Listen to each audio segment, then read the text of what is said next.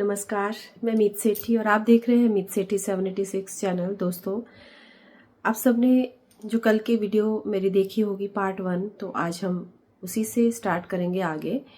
हमारे जीवन में हमारी जो ऊर्जा होती है, हमारे जो विचार होते हैं, ये सब पिछले जन्मों के आधार पर काम कर रहे होते हैं, हमें नहीं पता होता। जब हम धरती पर जन्म लेते हैं तो सब भूल चुके होते हैं, और मेरे जीवन में भी ऐसा ही था कि कुछ गाइडेंस थी पीछे से, लेकिन सब भूल चुका था। और जब ये एक समय आया कि अब हमारी ऊर्जा जो होती है वो हमको पहुंचाना चाहती है हमारे पर्पस की ओर, तो संघर्ष स्टार्ट हो जाते हैं जीवन में। जब हम याद नहीं कर पाते ना, तो संघर्ष आ जाते हैं। उसी तरह से संघर्ष मेरे जीवन में आए, और जब मुझे समझ नहीं आ पाता था कि क्या करना है, कैसे करना है, तो मैं अपने अग्रेशन को, अपने गुस्से को निकालने के लिए ना अपनी बॉडी को स्टिल करती थी। जो कि मुझे अभी समझ आता है कि मैं अपनी बॉडी को इतना अच्छे से स्टिल कैसे कर पाती हूँ, समाधि, अपनी बॉडी की समाधि कैसे लगा पाती हूँ, क्योंकि इसकी प्रैक्टिस मैं स्टार्टिंग से कर रही थी। जब मुझे समझ भी नहीं थी, तो अपने गुस्से को निकालने के लिए होता है ना, अब बहुत सारे वे होते हैं, हर किसी का एक अलग वे होता है अपने गुस्से को शो करने का, निकालने का। तो जो मेरा होता था उसमें मैं स्टिल हो जाती थी, मतलब बॉडी को मैंने हिलाना ही नहीं, चाहे वो कितनी देर हो जाए। मुझे अब तो मुझे याद नहीं मैं कितना टाइम करती थी, पर बहुत समय तक मैं अपने आप को, जैसे मेरे हाथ ऐसे है तो मैं उनको ऐसे ही रख के बैठी रहती थी। अगर मेरी आई से एक जगह देख रही हैं, मतलब एक त्राटक का अभ्यास भी मैंने अपने गुस्से को निकालने के लिए किया उस समय पर। मुझे मेरी जॉब, मेरा जो कैरियर था, वहाँ से बहुत सारी सीख, बहुत सारे लेसन लेने थे, और मैं वहाँ पर जब वहाँ तक पहुँची, उससे पहले ही ये सारी चीज़ें स्टार्ट हो चुकी थी।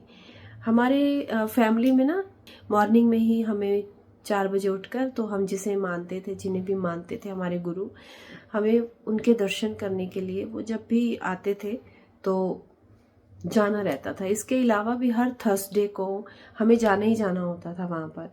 और बीच बीच में जब भी कभी सत्संग होता, कोई प्रोग्राम होते, तो हम मॉर्निंग में उठकर वहाँ चले जाते थे, तो अपनी मदर के साथ।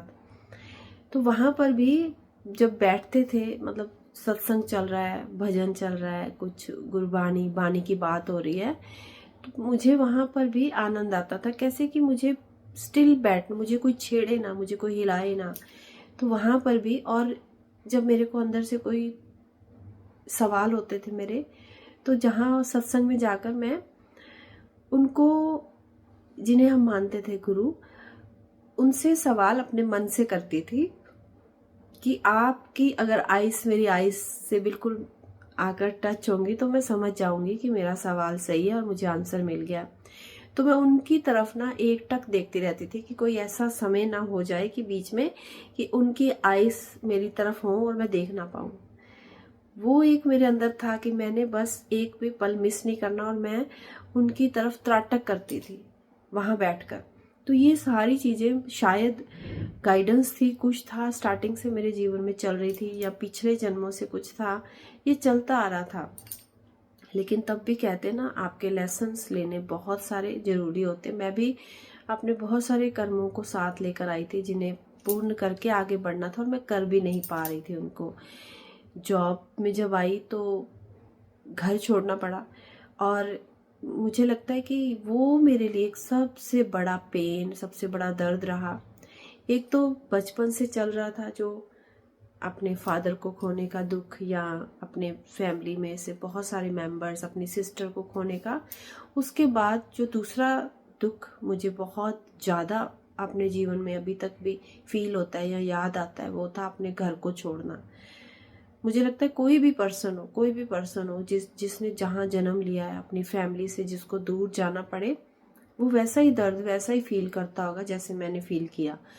और बहुत पेन तब मेरे अंदर आ गया इस बात से नहीं था कि मैं जॉब कर रही हूँ या मेरे को वहाँ पे कोई दिक्कत परेशानी। इससे था कि मैं अपने घर से दूर हो गई, अपने माता से, अपने भाई से, अपनी फैमिली से दूर हो गई। और उस दर्द में मुझे मौन में रहना आया, उस दर्द से।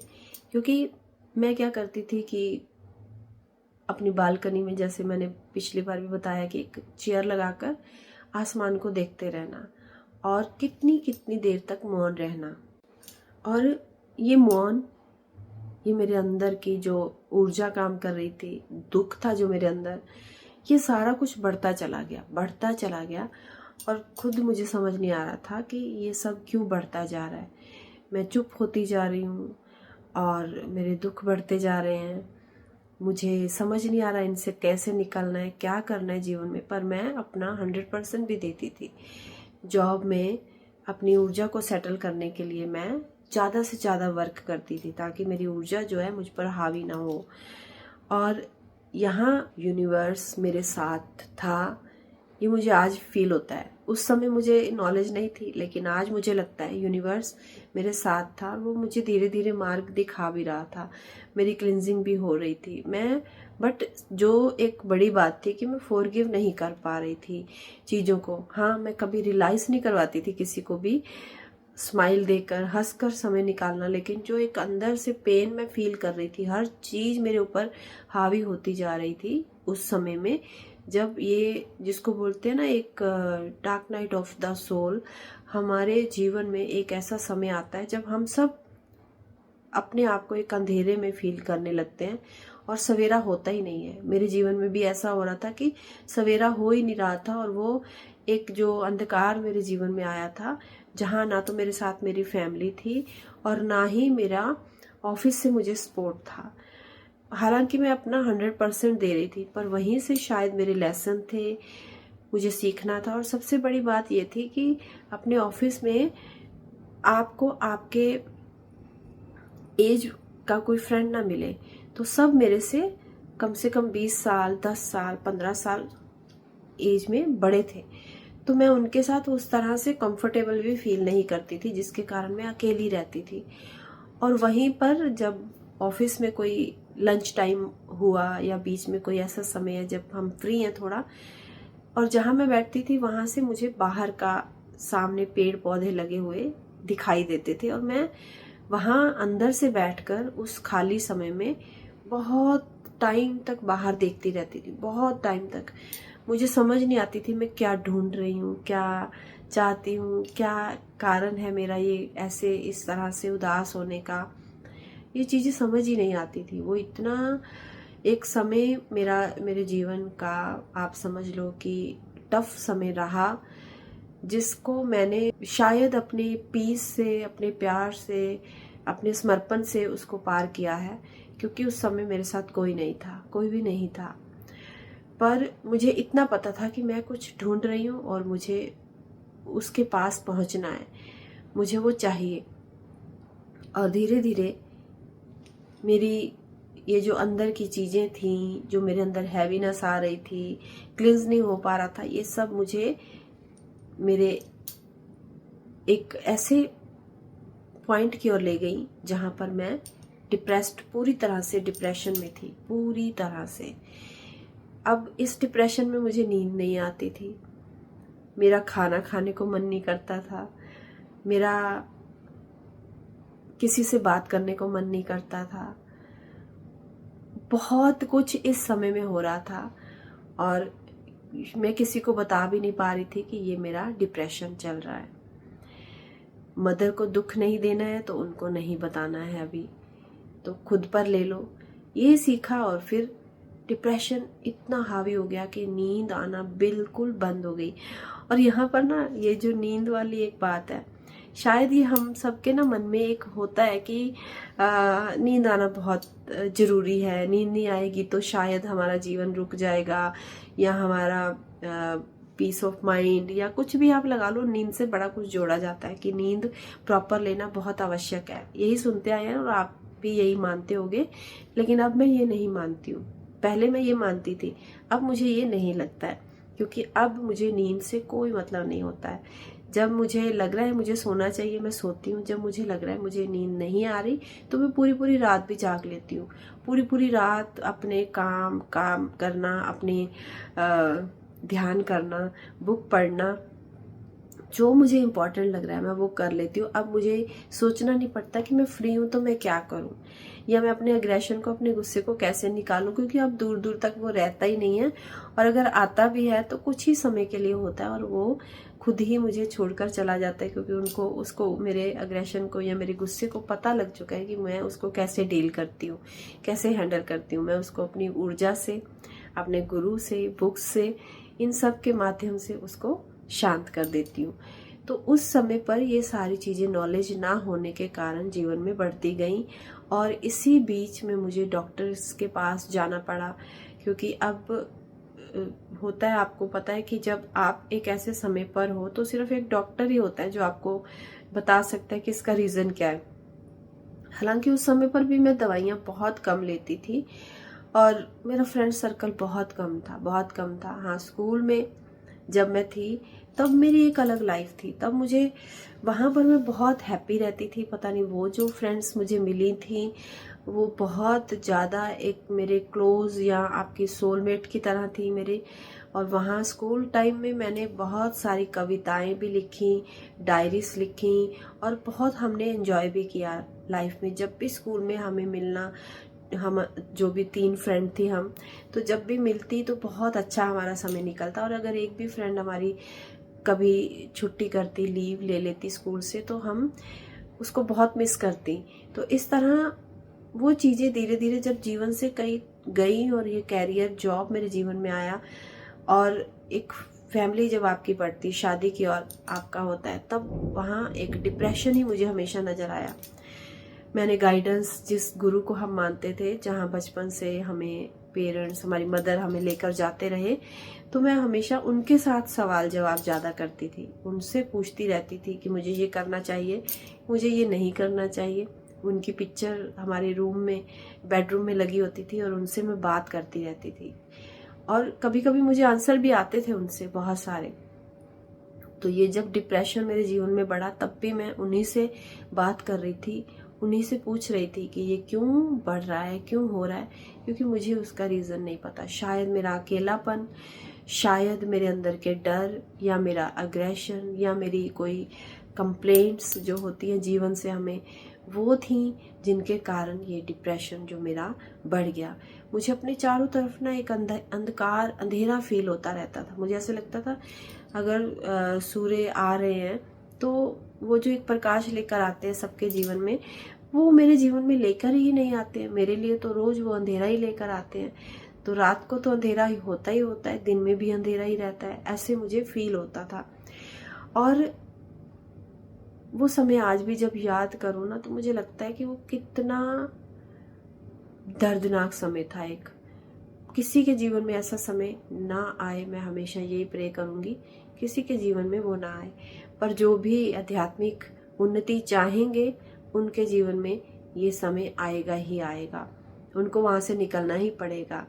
ये समय होता है जब हम एक गुरु भी ढूंढ रहे होते हैं, जब हमें मार्गदर्शन की जरूरत होती है, एक अच्छे फ्रेंड की जरूरत होती है, हमें प्यार की जरूरत होती है। सब चीजें इस समय पर हमें चाहिए होती है। और ये जब आपको कुछ भी नहीं मिल रहा होता, तभी आप इस अंधकार की ओर चले जाते हो। मैं रात भर जागती थी, उस समय बुक्स नहीं पढ़ी जाती थी मेरे से, तो सारी रात मैं अपनी छत पर इधर से उधर टहलते हुए निकालती थी। पूरी पूरी रात अननेसेसरी थॉट चलते थे मन में, अजीबोगरीब सी बातें, चंद्रमा को देखना, वहां तक जाने की एक विश फील करना, काश मैं इस धरती से वहां चली जाऊं, वहां से कोई मेरे पास आ जाए। ऐसी बातें जिनका कोई मीनिंग नहीं था, वो सब मैं सोचती रहती थी, रात रात भर सोचना। और एक समय ऐसा आया जब एक पल के लिए भी मेरी आइस बंद नहीं हो रही, और अपने आप को हमें फील होने लग जाए कि हमारी आइस जो है वो स्टिल हो गई हैं, यानी कि पत्थर हो गई हैं। अब चाहकर आप ऐसे बंद करते हो, जैसे ही छोड़ोगे वो खुल जाएंगी। इस तरह से मेरा एक ऐसा समय आ गया जब मेरी आइस ने बंद होना बंद कर दिया। मैं कोशिश करके दोनों हाथ इस तरह अपने रखकर इनको बंद करती, और जैसे ही हाथ पीछे करती, आइस ओपन हो जाती थी, बंद ही नहीं होती थी। बड़ी कोशिश करती थी, मुझे सोना है, मैं खुद से बोलती थी मुझे सोना है, मुझे सोना है, पर नींद नहीं आती थी। इसी बीच में एक और इंसिडेंट मैं आपको बताती हूँ जब मेरे जीवन में आया। उस इंसिडेंट में दिन का समय था वो, और मेरे ब्रदर आए हुए थे, मेरे भाभी भी थी, मेरे कुछ और भी एक दो लोग सब थे। हम बैठे बातचीत कर रहे थे और मुझे नींद आ गई। और उस नींद में, मतलब नींद ऐसी नींद थी जहाँ मैं जाग रही थी, पर हाँ उन लोगों के लिए मैं सो गई थी, पर मैं जाग रही थी। मेरी आईज ओपन थी एंड मुझे ऐसे फील हो रहा था किसी ने मेरा गला दबा दिया है। नींद में एक पैरालाइज होना जिसको बोलते हैं ना, वो एक था मेरे को पहली बार वो जब आया था। तो वहाँ मैंने फील किया कि किसी ने मेरा बहुत जोर से गला दबाया है, और बहुत उसमें मैं पेन फील कर रही थी, छटपटा रही थी, और मैं किसी को इधर से उधर जाते हुए भी अपने बेड के पास से देख रही थी कि कोई, और ये बिल्कुल जागृत अवस्था थी मेरी। ये एक होता है आप सो गए हो, आपको समझ नहीं आ रहा क्या हो रहा है, पर वो मुझे दिखाई दे रहा था और मैं सोई हुई नहीं थी, जागृत अवस्था में थी। और दिन का समय था, आफ्टरनून, यानी 2 से 3 के बीच का समय था।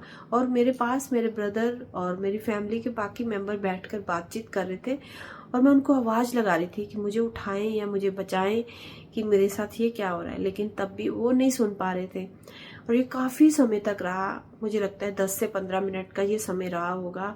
और मैं बहुत अपने मन से कोशिश करती रही, लेकिन फिर मैंने अपने आप को बहुत जोर लगाकर, जैसे होता है आप अपने गुरु को याद करते हो, तो मैंने गुरु को याद किया और मैंने अपने मन से गुरु का नाम लेते हुए जोर जोर से पुकारने लगी।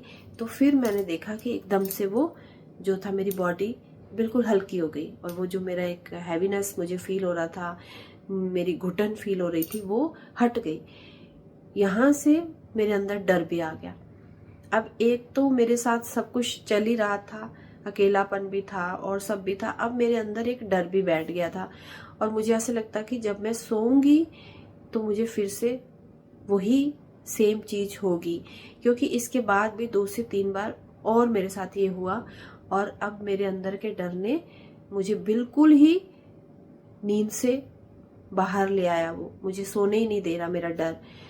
रात रात भर जागना, दिन दिन भर जागना, चुप रहना, और ये सब चीज़ें आपको डिप्रेशन में ले जाती हैं। जो भी मेरी वीडियो देख रहे हो, तो अगर वो कभी ऐसा फील करते हैं, नींद नहीं आना और चुप रहने को दिल करता है ज़्यादा, तो ज़रूर से वो एक बार डॉक्टर को दिखाएं, और या बुक्स पढ़ना शुरू करें, ध्यान शुरू कर दें उसी समय, क्योंकि ये डिप्रेशंस के साइन है। तो तब मुझे कोई बताने वाला नहीं था, ना मैं किसी से डिस्कस कर रही थी। तो ये सब आप देखिए, हर सोल इन सब चीज़ों से निकलती है, और मैं भी इन चीज़ों से निकल रही थी। ये इसलिए शेयर कर रही हूँ आप सबके साथ, ताकि जो भी सोल्स कुछ ऐसी सिचुएशन में हैं तो उनको समझ आ जाए कि इस समय हमको क्या करना है।